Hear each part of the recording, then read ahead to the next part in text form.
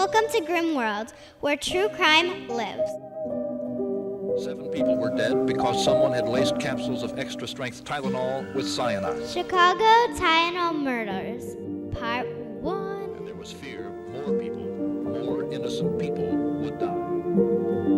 The victims could give no answers. The only common thread was Tylenol. The dead included a postal worker, a newly...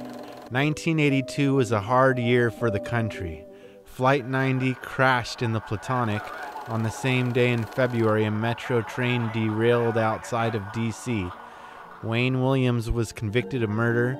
Claus Van Bulow was found guilty of attempted murder of his wife.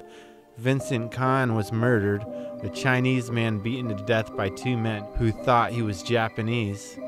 Pan Am Flight 9 crashed in Louisiana, killing everyone on board plus 8 others on the ground. John Gosch, a paperboy in Iowa, disappeared and was never seen again.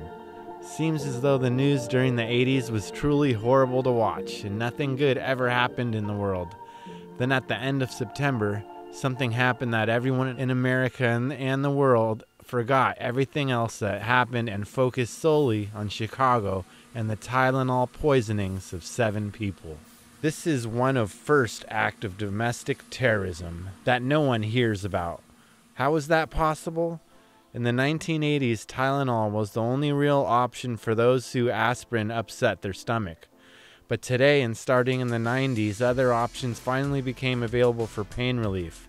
In '82, 37% of the pain relief market was held by Tylenol. This is impressive since aspirin has been around since the 1800s. These are the victims.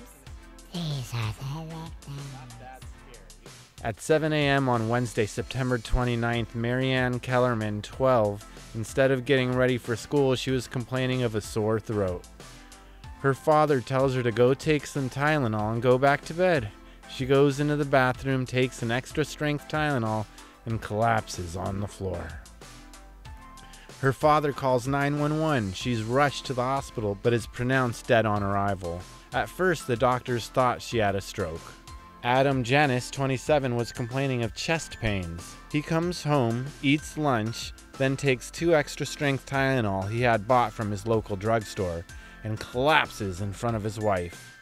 She calls help. A few minutes later, paramedics pronounce him dead. He was thought at first to have died from a heart attack.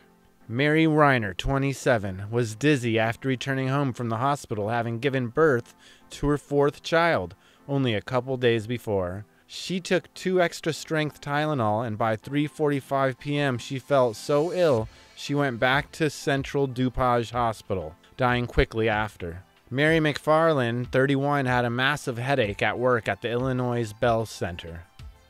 This is the phone company store where you would be able to buy or lease your wall phone. At 4 p.m. she goes to her purse and takes some extra-strength Tylenol. Within minutes, she collapses to the floor. After spending the day at the hospital, Adam Janis's family leaves, heading to Adam's apartment. Stanley, 25, and his wife Teresa, 19, were worn out and have headaches. They go and take some Tylenol from his medicine cabinet. Stanley was the first to collapse. He starts foaming at the mouth. His eyes roll back into his head, scaring everyone. Teresa calls 911. But then she collapses. They were rushed to the hospital. Stanley died first at the hospital. Teresa held on for a while. 6 hours after Adam's death, the Janis family had lost 2 more. And by the end of the day, 6 people were dead. 2 days later, on the evening of Friday, October 1st, Paula Prince, 35, a flight attendant, was found dead. The police had been called to her apartment to do a welfare check. After entering, they find her on the bathroom floor, an open bottle of extra-strength Tylenol sitting on the counter, which had been bought on September 29th. By the morning of October 2nd, there were a total of 7 deaths in 5 different townships around the Chicago area. The investigation and public safety. At the Kellerman scene, the paramedics took the bottle of extra-strength Tylenol as potential evidence. That bottle eventually found its way to medical examiner Michael Schaffer. He tested the capsules and found that some of them contained 65 milligrams of potassium cyanide. It only takes 50 milligrams to kill a healthy adult. Also, it was found that some of the capsules had been totally emptied and refilled with cyanide. Potassium is a small mineral molecule that attaches to metals. Potassium cyanide, when in the body, attaches to proteins. Potassium blocks oxygen from getting to the protein that helps it circulate in the body. Death by potassium cyanide is a painful and horrifying ending, with your face turning a red color and the body having an almond smell.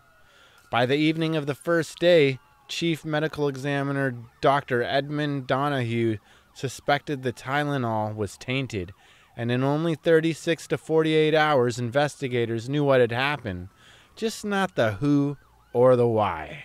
2 people independently came out to warn people about the Tylenol. One was a fire captain, Philip Capitelli, whose mother-in-law was friends with Marianne's mom, who asked him to check out what had happened. The second was Nurse Helen Jensen, a public health nurse for Cook County. But of course no one listened to her. And why? Because it was the 80s. She was a woman and a nurse, not a doctor. Philip and Helen eventually working together to convince people about the poison Tylenol. Dr. Donahue gave a press conference to tell the public to stop taking Tylenol. This announcement scared the heck out of the public. People in every city who saw the conference called poison control, overloading phone lines. When the people got through, they were told, if you are standing and talking, then calm down, you're fine. LOL, that is like saying relax, it kills super fast. Chicago's mayor, Jane Byrne, decided she had to get involved. She had flyers printed out in many different languages. Do you think they were printed cornflower blue or goldenrod? She also had police cars drive through the streets saying, stop taking Tylenol, over the loudspeakers. After all this, she held a press conference with a call to action. She called to have all the Tylenol pulled from the shelves around the Chicago area. By now, the poisonings had become worldwide news, and 90% of people knew of the Tylenol poisonings. It was so prevalent in the news that the number of stories written about the murders was only second to the number of stories written about the assassination of JFK. What? Within 2 days of the deaths, the 5 cases started being investigated together by the newly formed Tylenol Task Force and naming the case Timers. The task force was made up of people from local, state, and federal agencies, including the FBI and FDA. They used a 50-mile radius from the drugstores that the bottles were bought and started visiting them and taking bottles for testing and finding that there were more poisoned bottles just waiting to be bought. Copycats. In the month after the deaths, 270 reports of product tampering came in from across the country. 36 of these were determined to be hardcore true tamperings. It's terrible thinking there are 36 lazy people out there who aren't motivated enough to steal ideas and be copycats. Be a self-starter when it comes to murder.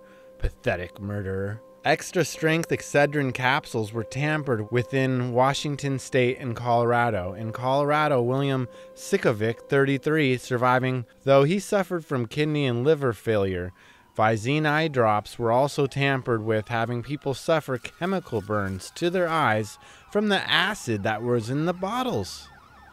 Some other products that were tampered with were orange juice, chocolate milk, ballpark franks, and more. The last resulting in 1 million wieners being pulled from shelves and x-rayed because 2 boys in Detroit thought that they found pins and needles in them, and it would be a funny prank. Obviously, this claim was proved false, but the damage was already done. Where did it get tampered with? It turns out that all the bottles came from the same lot number, MC2880. This lot was manufactured and supplied across all states east on the Mississippi River, plus the Dakotas, Nebraska, and part of Wyoming. The lot, though, was manufactured in different plants and shipped to different stores. Confusing and already perplexing case. Was it poisoned at the plants? Was it poisoned in the supply chain or at the store? Maybe someone bought it and returned it and put it back on the shelf. The investigators in Johnson & Johnson believe the best explanation is something called the mad poisoner theory. Mad poisoner theory. Unknown person or people went around to these stores within the 50-mile radius buying or taking Tylenol in the Chicago area, figuring this would take about 7 hours to do. Brought it home or out to the car to add the cyanide, repackaging it and driving around or going back into the stores replacing it on the shelves. Who could have done it? Was it a random person, a disgruntled Johnson & Johnson employee, someone in the supply chain, a serial killer? To this day, no one knows for sure. Stay tuned for part 2.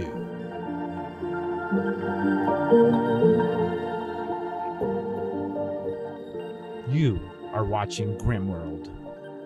Chicago Tylenol Murders. Don't forget to subscribe.